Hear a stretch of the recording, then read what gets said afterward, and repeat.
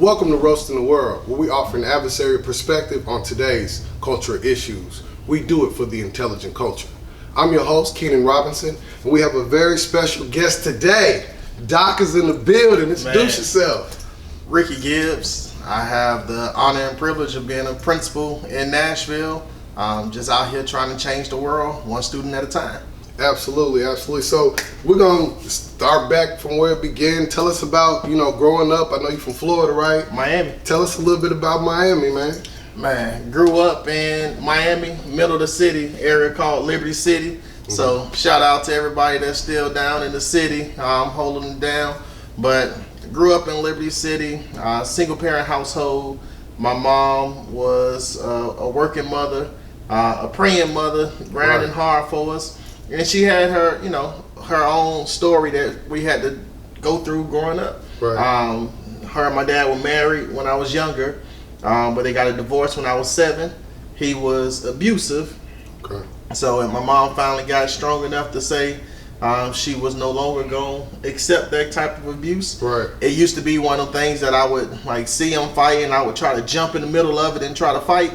And so when I was in school, everybody always wondered why I was so quick to fight. But like I told people, man, if I thinking back on it now, if I had the courage to fight my dad because he was disrespecting my mom, there was no way I was gonna let a child disrespect my mom and say what they wanted to say. So I mean, it's crazy when I look back on it and think about everything that I went through as a youngster and how it has shaped my life to today.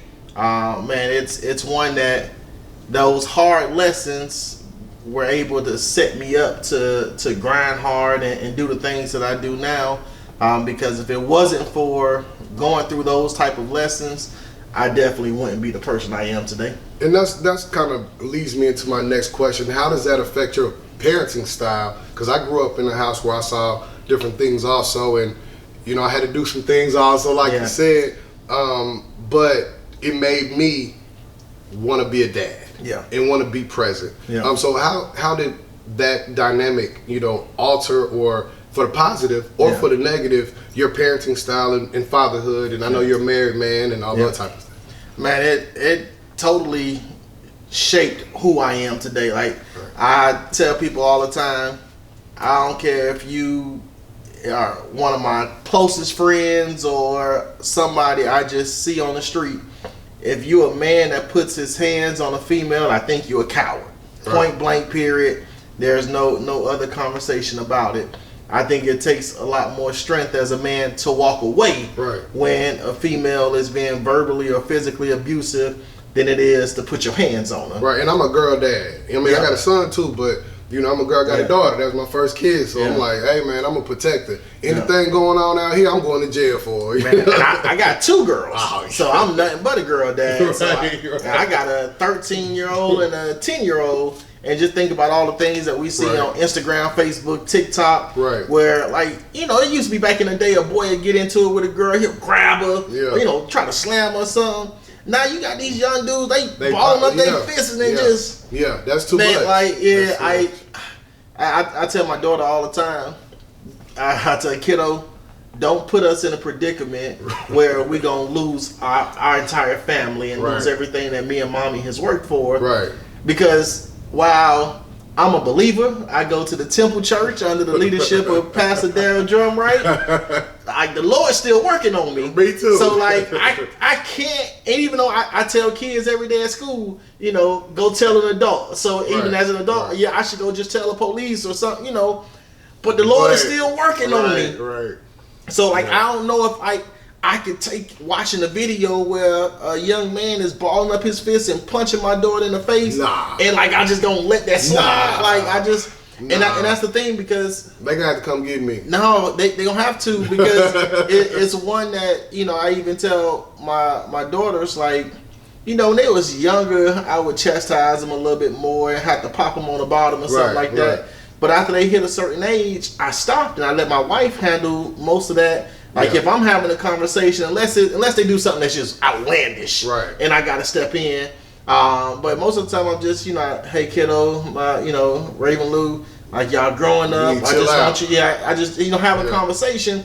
because I don't want them getting used to the concept of a man putting their hands on them. Right. So I try not to, because I don't want that image in their head. And then because of how everything happened in my dynamic growing up, I was all region in football. Right. I graduated high school with a 4.4 GPA. Right. So like I was that kid that you would think as a parent you're gonna be proud of. Like my mama, even when I played JV football and I played 3 years of varsity football, she never missed a game. Right. So JV play on like a Wednesday at 4 o'clock. Right. She would get off work early and she would work the job with, if you're not working, you're not getting paid. Right. Because she was an hourly employee. She's not a salary employee. Right. So she would leave work early, make sure she at the games. Shout out to moms. Oh yeah, man. Hey, big love. Yeah. But Friday nights she'll be at all my games. My dad was in the city. Never came to see me play. Right, man. I didn't even know my dad's first name until about 3 years ago. Oh wow. Didn't even know his first name. Didn't know my grandma. None of that side of the family. Yeah. And then my mom went to prison. Yeah. So it's definitely difficult to grow up under them circumstances. But I think that gives you grit. Oh yeah. To where definitely. You are gonna succeed no matter what's put in front of you. You're gonna run through it like a wall. Man, it gives you that, and it gives you that determination to be that change agent, the one that's gonna change that family tree. Because now, like I tell people, no matter what I got going on, if it's being a principal, educational consultant, a public speaker. If my girls got a dance recital, pulling up. don't book me that day, because I won't be there. Right, like I'm gonna have to turn it down or whatever the case may be. Right. Because I don't miss dance recitals. Now I ain't going to practice. Right. Like I'm like AI on that. Practice. What are you talking about? Right. You talking about practice? Right. So like my wife handles going to practice and doing all that. But when it comes to shows, recitals, even awards at school. And it's one like, if you get in principal's list or honor roll, you're going to pull up. I'm going to be there. Yeah. So who taught you how to be a husband or a father? But mostly a husband, because a lot of times it takes somebody else being there to teach wives how to be wives. Yeah. Who's teaching our young men how to be husbands? And then how does that reflect on, because I know you wear shirt and ties, suits to work. And you're teaching our young kids, they're seeing that image, because a lot of our households in our communities don't have that image of us, in a positive way. So who taught you that that's how you're supposed to move? Man, really, like the crazy thing is, if I had to give the credit to anybody, I'll say my father-in-law, Bobby Gates. He's been married to my mother-in-law. Obviously, that's my wife's mom and dad. They've been married, maybe close to 40 years now. Oh wow. And then one of my best friends, Danny Ginn, his father, Danny Ginn Sr., and mom and pop Ginn been married over 50 years. Right. And just watching those two when I was in undergrad love on their wives. Like it was crazy. Like mom and pop Ginn especially, I never knew people travel, how they travel, and why I travel so much until I met Mom and Pop Ginn. Mm-hmm. Like these were two. Like when I say they took a cruise multiple times a year, every year. I would go to Memphis. I'd be like, Mom and Pop Ginn, where y'all headed to now? And they was already ready to go to their next adventure. Or even my mother and father-in-law, while they didn't travel as much. They were just always together, going family events. I'm sure, like any other marriage, I'm sure they had their times where they disagree, but you never saw it. Right. Like they knew how to handle their disagreements, but then when they came in front of everybody, they were a united front. Yeah. Always on any topic, and that just showed me like there's ways that you need to just love on your wife. You need to make sure that you're taking care of the house, but the critical part is making sure that you're always having that time where y'all spending time together, and not always focusing on paying bills, taking care of the kids, things of that nature. So, okay. Now, let's pivot to education on that. Now, because you're in this position, what advice would you give to our upcoming generations on how to move, on how to either just be successful in life. Because Yeah. a lot of our kids, you know, are coming from situations where they don't got, you know, fathers in the house, or you know, they got drug problems. In today's society, it's a lot of violence. There's a lot of police brutality. It's a lot of drugs, and they got to navigate through that. Where when we coming up, you know, that's still there. But we built a little bit tough a little bit. You know what I'm saying? So, what would you say to them to help them get through, you know, life? Yeah, man. Two things I'll start with. One, don't let somebody else dictate your timetable. There's gonna tell people. Especially, I think I relate to everything in the field of education because I'm an educator. Right. There are people that will tell you, man, you got to be in the classroom at least 10, 15 years before you can ever try to be a principal. Right. I was a classroom teacher for 4 years. I won Principal of the Year. Right. I won all kind of awards being a leader, but I didn't stay in the classroom 15 years. Right. So don't let somebody else put their expectations on you, because a lot of time people will do that because I wasn't able to do it at a certain timetable, or I had to pay my dues. Right. I had to do this, and they try to put that on you. Nah, man, that was your journey. That's not my journey. Right. So don't let people dictate a timetable on you. And then the second one, man, find a mentor. Find a mentor that looks like you, that probably has the same life experiences like you, and who's willing, and this is the key, who's willing to give you the blueprint, because not everybody is. Right. Some people will see you as competition. Right. Other people will be like, man, I want to see you grind. I want to see you win. Yeah. So, like, I don't want other people to have to get it out the mud like I did. Right. I got the blueprint. Let me give you the blueprint. Right. I've already opened the door, so now when you come in the door, man, knock it off the hinges and pay it forward and get a blueprint to that next person. Yeah. And so that, like, I would tell people that those are the two things, man. Don't let people put their timetable on you. Right. But then secondly, man, find you somebody who don't see you as competition, but who want to invest in you and see you be great. And if you can do that, man, that's gonna get you to the table. Now, like I always tell people too, though, just because I get you to the table, you got to eat. Right. So you got to come to that table with that appetite. Right. So you got to come to the table with the appetite. But once somebody set it for you, man, just be ready to eat. Absolutely. Okay, so I'm gonna rapid fire a couple things at you that are going on. Okay, so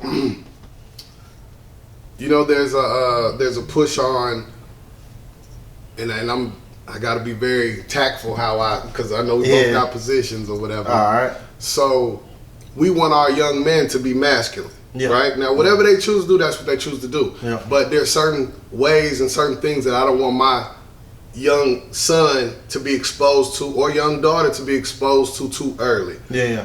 What do you think about the state of our music, what we see on television as far as movies and how we're portrayed, and the adverse or the opposite of that as far as the impact? So, man, I tell people I got a real radical view when it comes to this type of beliefs, and it throws people off because, you know, I'm a 6 foot, 245 pound black man, bald head, big voice, and you know I just kind of roll how I roll.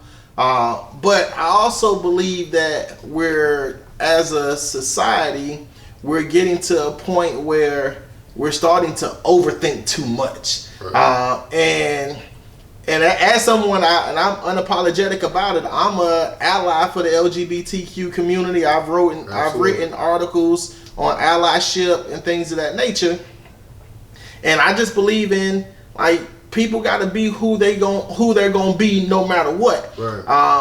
For generations, we have pushed out on TV a mom and a dad, a husband and wife, and all the sitcoms, the shows, things of that nature, and we still have a generation of kids who grew up gay. Yeah. So, like, now, just because they're starting to see, you know, gay couples on TV shows and things of that nature, I don't think that changes kids' minds. Okay. If anything, it gives those kids who are part of the LGBT community, a safe space. It gives them that.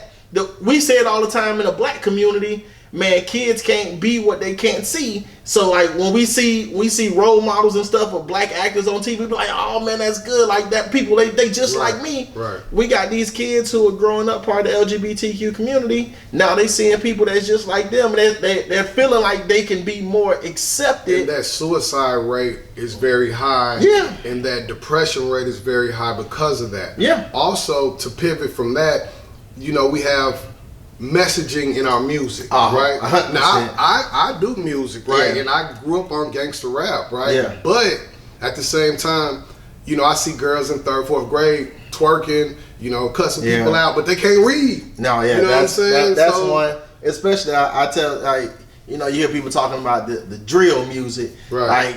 Like, I tell the music reflects a generation. Right. You think about, those late early 80s, 90s, Uncle Luke, they was popping and doing everything else, Right. Freaknik, Black College in Daytona, that was just the thing. Early 2000s when I was in college, it was all about, fight music, Bone Crusher, Tear the Club Up, T.I. when you don't know me, so we just had like that fight music. But now it's like they're making music that is teaching kids how to be addicts. Like it's cool to be a pill popper and all. Like, bro, I never seen music that just like you want to destroy your body or like or kill everybody. Like, and then I killed Keenan and now I'm smoking on that Keenan pack. Or like, come on, bro. Like, what are we doing? I don't know what that is. Like, bro. I mean, it's like we glorifying death and killing, but what we're not telling these youngsters is when you kill him, you gone, bro. You gonna spend 20 to life in prison, man. And like I tell everybody, you think when you want to realize how long 20 years is, everybody grab this thing right here and just think to yourself, look at what you can do on your phone.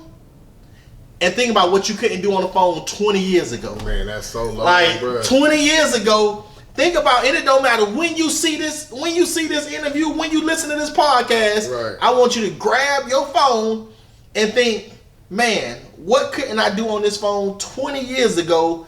And that's going to show you just how long 20 years, the world changes significantly in 5 years. You go in for 20 years, you're going to come out, you won't even recognize this place. You won't recognize it. Most of the time, it don't even be worth it, and it be somebody that look like you. Yeah. How do we community build? Yeah. Because that's what we need. We need the community build. Yeah. And a lot of people say it's not through education. I hear a lot of people say, don't go to school, da-da-da. I went to school, it helped me, it grew me up. That's my lick, that's the pathway that I can teach people because that's what I experienced. Yeah. But a lot of other people saying, don't go to school, they're indoctrinating people into whatever, and there's a CRT, and then there's a push for librarians to go to jail if they got certain books out there and different things of that nature. So maybe you can't touch on that, but like, I tell the same people that saying don't go to school, the same people that be sitting around here saying don't vote. Yeah. Like, if education and voting were not so critical, why did they try to keep it away from us for so long? Right. Like, people don't keep stuff away from you that's gonna like just leave you in the gutter. Right. Like, those are the great equalizers. Yep. Like, those are the things that once you have them, like, people can't take those things away from you. That's right. So like, no, education is universally regarded as the great equalizer. Right. People who tell you don't go to school, 9 times out of 10, those are people who didn't go to school. Right. They are. So they put in their expectations on you, and they always want to point out a couple people. Well, Bill Gates dropped out of college. This, bro. You talking about 1 out of a million. Right. Like, everybody's not gonna be Bill Gates. Right. Like that's part of it. Like, everybody's not gonna be Zuckerberg who created Facebook. Like, it ain't gonna happen. Go be an entrepreneur, but half these people don't have the drive to go out and get nothing. They sitting on the couch every day smoking weed or drinking. That's the thing about it. And if you talk to any successful entrepreneur, most people don't like putting in 40 hours. Right. Most entrepreneurs gonna put in at least 60. Right. Because when you get in your own, you know how hard you gotta grind. Right. Like and when you're not grinding, you're not eating. Right. So like that's the part that people tell you about. You know, everybody thinks, oh yeah, it's cool to be an entrepreneur. It is. Like Jay-Z told us, you can't be free until you own your own. Right. So like if you want to really get it, you're gonna have to own your own. But you gotta be ready. You gotta have that grinding. You gotta have that dog in you. Yeah. Everybody ain't built that way. They not. So like some people work or some people volunteer. Absolutely, 100%. So what do you think about, the bank just crashed, the stocks is going down, people talking about reparations, you got all type of stuff going on in the world right now. You got a war going on. Like, what's your political stances on those type of things as far as, money, currency is changing from dollar bill to like maybe gold or crypto, and as a person, I got money in the bank. If the bank crashed and I got more than $250,000, which I don't, by the way, then I'm losing. What's your thoughts on this? It's a little bit different, but, So like, I'm still from the mindset of a pop. I'm that kind of liberal when it comes to politics. We got money for war, but can't feed the poor. Right.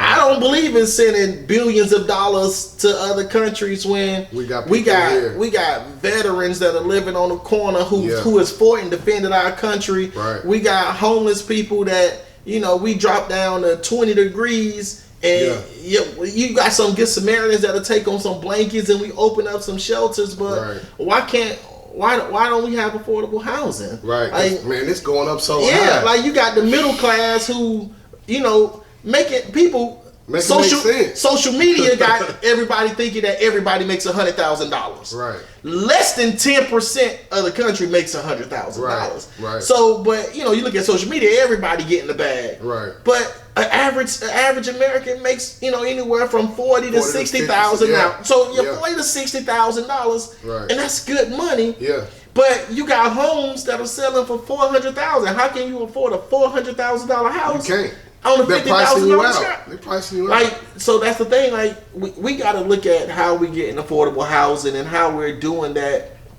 and making it make sense in society.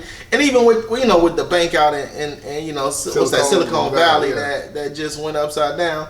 Man, most of that was because you had a bunch of those startup techs that had a whole bunch of money, right? And everybody in that bank had a bunch of money that was over that $250,000, right? And that's not like the average bank. Man, the average Joe, me and you, like we do well in life, but we ain't got $250 in the bank sitting there. Most Americans don't have $10,000 in the bank. No, they don't. So like when people are like, oh man, you gotta take your money out, bruh, you ain't nowhere near that $250,000, right, so you good. But I was like, happen, you gonna get your money back. Something underneath the bed. Grandpa always told you keep a little stash somewhere, but like for the most part, you put your money in the bank, you gonna be safe because you ain't got that kind of money in there. What you think about reparations? I think we owed it. I think we owed it too. But I don't think I'm under the mindset. I don't think you give us $100,000, $200,000, or even $1 million. I don't know if that's the right way because the majority of us, if I give you $100,000, you're gonna give it right back. Give it right back. So my thing is, if we truly want to help people, right, let's give them land. Like, because that's what our ancestors built on. Right. That's what our ancestors was enslaved for. Right. So if we want to help, give us land and then let us do what we do from there. And then some people, we gonna build on it. We gonna create what we gonna create. And some people gonna sell it right back to the bank. Right, yeah, so like that's just gonna be part of it. Yeah. But we had the opportunity. But you have the opportunity. What do you think about the student loan stuff? Where they're trying to do all of that. Man, they need to be forgiven, man. I think we bailed the banks out. We sent $1 billion to countries, Ukraine, because they fighting the war. Right. But we got our own people who can build our own country. Yeah. Most people that got these student loans knock out so many people are public servants. Yeah. Like you talking about educators, police officers, firefighters. Yeah. Like these are people who are doing the greater good for society. Right. Bro, why are we letting them be burning down? Yeah, with $100,000 student loan. Right. But because it stops you from borrowing. It stops debt to income ratio high. Like for me, it keeps the poor. Yeah. Because when you go to college, people don't. You just trying to get an education, so you're gonna get it. Malcolm by any means necessary. Right. But at the same time, like they're not telling you, you get that $5,000 refund check and you living a little bit in college. I'm trying to tell you. That $5,000 gonna cost you $15 to pay back. Right. So it's just crazy. So on Roasting the World, we have what's called Roasted or Toasted, right? All right. So on the topic of education and society and parenthood, you can either roast it, which means you throw it in the fire. We don't need to talk about it no more in our society, in our culture. We move past it. But if you toast it, then that means that you feel like it's something that needs to be discussed further. And so you get to pick. You get a couple minutes to just tell us your last words, your views, your perspectives, anything you want to tell to our youth or any of our viewers. That is impactful, that impacted you. Absolutely. Any advice? Yeah, man. So I'm always say we gotta toast education. We gotta toast how we're invested in our young people, because our young people, like we said back in the day, the children are the future. Right. So we need to make sure that we're not only toasting what we're doing, but also toasting the educators that's putting in the work. Right. Because that could be a thankless job financially and just with the level of respect sometimes. Right. So that's something we got to toast. I think we got to continue toasting, having those hard conversations about social justice and equity in our society. Like, wow, I tell people we're moving beyond just having those those individuals, those white folks who are willing to stand with us and kind of fight the good fight, but now they're starting to be accomplices. Like there's some that are willing to put in the work, push the conversation not only publicly but also in their circles. Right. Like that's to me we gotta toast that, because that's the only way we're gonna get movement. Right. But then also in the black community, we got to make sure that we continue to stand up for each other. Right. Because we can't keep relying on other people thinking, well, we know we're going to get support from over here. Right. Like, we're going to have to make sure that we're standing up, we're supporting each other. Right. So that way we can continue fighting the good fight. Yeah. I agree with that 100%. The thing I'm going to say, roast it, man, just throw that joint in the fire, and we don't never need to deal with that nonsense ever again. It's this whole concept of thinking that it's cool to be a fiend. Like, some of this music teaching these youngsters, man, you need to be a pill popper, go on and take this hit of this or snort that. Man, it ain't never cool to be a fiend. Right. Like when you let substance, man, when you let a substance control your life, right, bruh, you can't win. Right. Because when you should be focused on getting the money, you focused on getting money so you can go spend it on that substance. Yeah. And that could be anything. Oh, that's why I say substance. That could be, sex. Oh yeah. Drugs, guns. Yeah. Mayhem. That's what you see. I ain't just say drugs and alcohol. I just said a substance. A lot of people don't think alcohol is a drug, and it is. Oh, absolutely. I mean, at one point during prohibition, you couldn't use it. That's exactly. So, this ain't. It ain't always just being free willy nilly. Right. Like so. So, man, those are things I just say, man. I leave with that final point. Man, I live my life by a quote from Angela Davis, one of the greatest queens that ever walked this earth. Angela Davis penned this quote, said, "I'm no longer accepting the things I cannot change. I'm changing the things I cannot accept." Man, if you can't accept certain things in this world, don't just sit back and wait for somebody else to do it. Toast it and change it yourself. I'm going to leave it right there. Listen, until next time, stay ready so you don't got to get ready, and stay tuned for another exciting episode of Roasting the World. And I want to send a special shout out to my man, Dr. Gibbs, for coming. Man, no worries. worries. I appreciate that. Long time coming. We got to get you back on for some more stuff, bro. Absolutely. All right, man. Peace.